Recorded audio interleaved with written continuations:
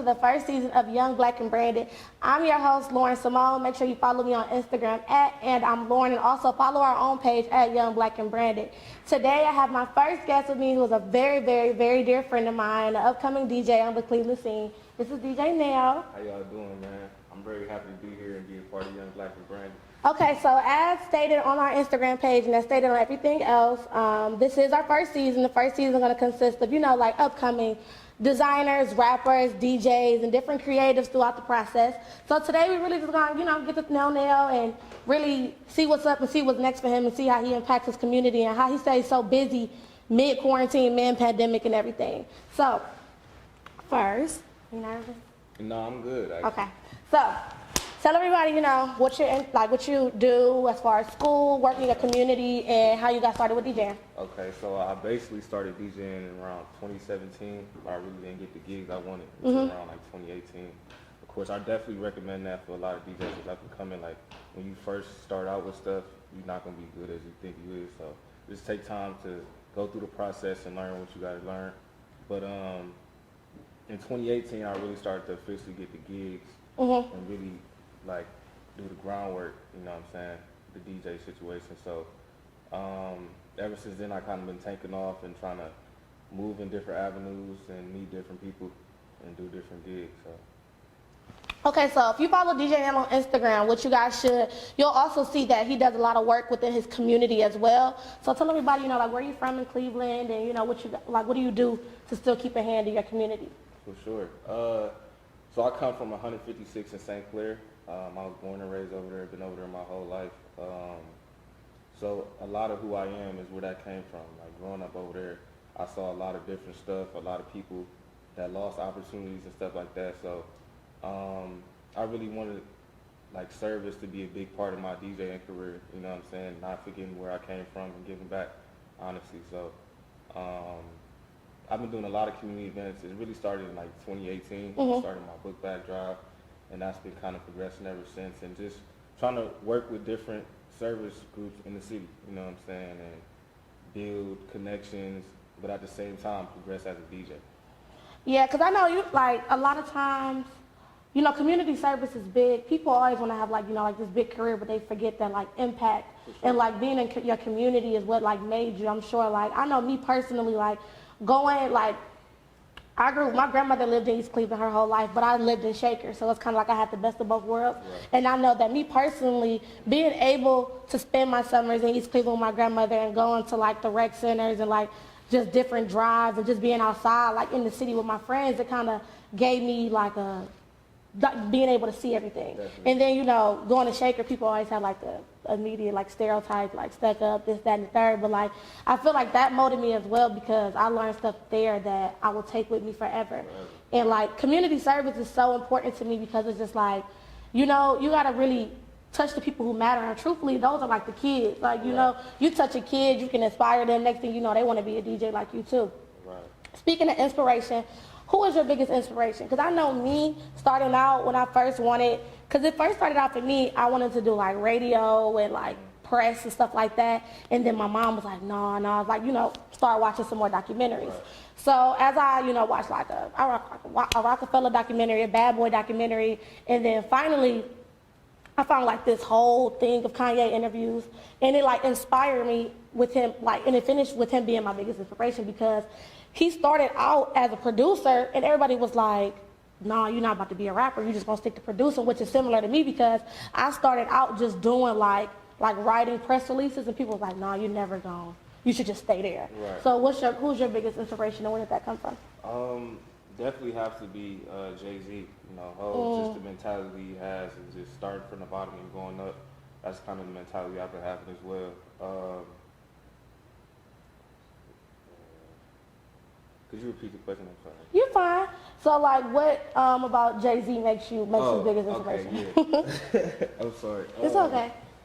Like I said, like the mentality he has.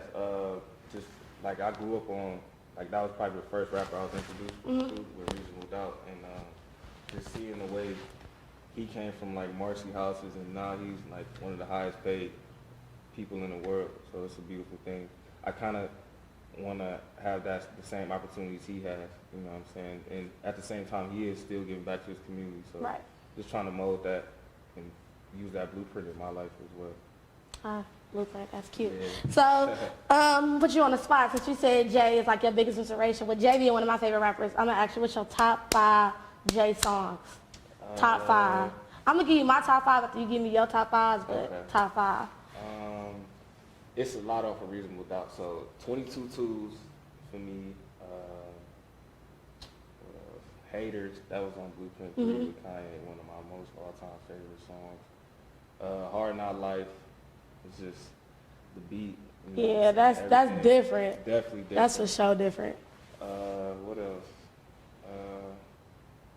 Dead Presidents, of course. You can't forget Definitely that. can't ever. This might sound crazy, but 444, the song 444. That's it. You know what? They play that song a lot at my job, and I really like that song. Yeah. But my top 5 Jay songs would pretty much have to be "Can I Live." My intro for the YouTube channel is "Can I Live," because like when he say like we hustle out of a sense of like hopelessness, like for real. Some people really don't know like. When you want it so bad, it's just like you just hoping and hoping and hoping like one day it's gonna take off, and you just know it's gonna take off, but you know, it's just something about that song that just screams like y'all might not see the dream, but I see the dream. You feel me? That's all that matters.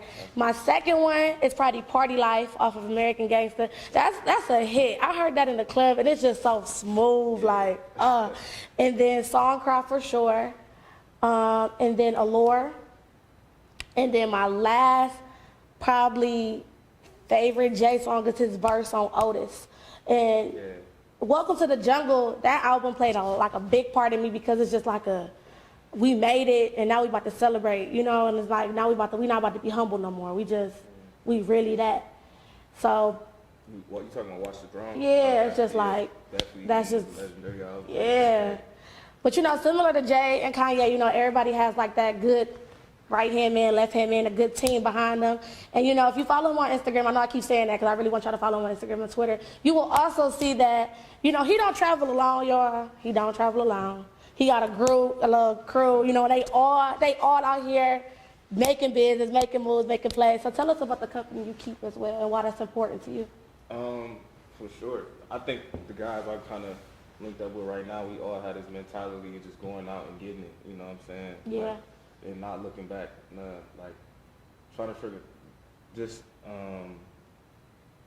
really in all our respective fields, just trying to take off everything we do. I met them in high school, of course, but from my guys at Overtime Sports Group to my dude JL that's in the NFL, like everybody has their hands in everything, you know what I'm saying? So it's a great thing, man. I'm happy to be a part of that, and they kind of motivate me to go harder every time I see them doing big things. So. Period. Hey, y'all. I know you're going to watch, so y'all better repost this. If not, I'm coming to find y'all. But secondly, y'all all went to high school together. Please tell everybody what high school y'all went to, because y'all just... Benedictine High School. And how did that mold you? Growing up where you grew up from and then going to the all-boys school, how did that help you? That's a great question. Like I said, like growing up where I grew up from, I saw like hella things, like from shootouts to people getting jumped and stuff like that, to like the stuff you see in the hood, you know what I'm saying? Then kind of transitioning to going to Benny, it's a super diverse school. You see people from different parts of the city, and like not a lot of those people go through the same things you went through. So it was crazy to see how everybody has their own different lives and stuff. Yeah. But I think I kind of geared towards the group I was kind of linked up with now, was because they all had a mentality just to go hard. And I wanted to be a part of something like that. And we also friends, you know what I'm saying? We got a lot in common. We hang out all the time. So, yeah, they kind of motivate me to go harder, man. And, you know, that's really good to know. Also to keep in the back of your head for whoever watching, like, you know, like you're younger, you're coming up in the industry. You got to watch the company you keep, because, you know, it's true, like, everybody people are watching who's around you. So oftentimes when like you come in and you're like powerful, you're making moves, and all of your friends, you know, you got something good going on, y'all are unstoppable. Like, I have athletes who are friends, friends that are in ministries, friends who are designers, friends who are just on the come up, truthfully, and like, we all just build each other and help each other grow, because honestly, you don't want a group of friends, well, not times out of 10, you don't want a group of friends that all of y'all are doing the same thing. It's kind of good to have different people from different walks of life in your circle. Like he said, like, he has friends who are athletes, people who work for the NFL, people who are in the NFL, people who just work, regular 9 to 5, and they still are able to just come together and still inspire each other and help each other one by one. So I also want to ask you, what's next? What's next for DJ NEL on the Cleveland scene? And then where do you want to be in 5 to 10 years? That's a good question. For me, I'm going to keep continuing the gigs I have. I consider myself to be like super versatile. Mm-hmm. So not just like staying on one thing, like being on a broad spectrum of things, like from DJing clubs to DJing private events to like recently I even DJ like a spin class, and I was kind of out of my comfort zone. Mm-hmm. But I was able to cook my fears and overcome the stuff and just do it. You know what I'm saying? So for me, me and my business partner are actually working on season 2 of our podcast as well, Saved by the Game. Check that out, y'all. That's hot. Sure y'all do check that That's out. hot. Like, it's crazy. Yeah, we got a lot of for special sure. people we interviewing for season 2, so definitely stay tuned for that. And other than that, yeah, like I said, I'm gonna keep continuing what I'm doing. Definitely gonna add a little bit more service events in there. I might do something for the schools in November, like a turkey drive. It's still on the floor right now just because of COVID, but anything I can do for real that I can get my hands on. We are so excited to see what else is coming up and what else is new. Also, y'all, similar to me, he's a college student. We graduated in May. Free finesse on that. And I just want to say thank you for letting me interview you today. I hope you come back. Sure. I'm excited to have you as my first guest. And it's a wrap. Make sure you like, subscribe, comment, share, send it to your mama, your daddy, your friends, your teachers, everybody. Peace.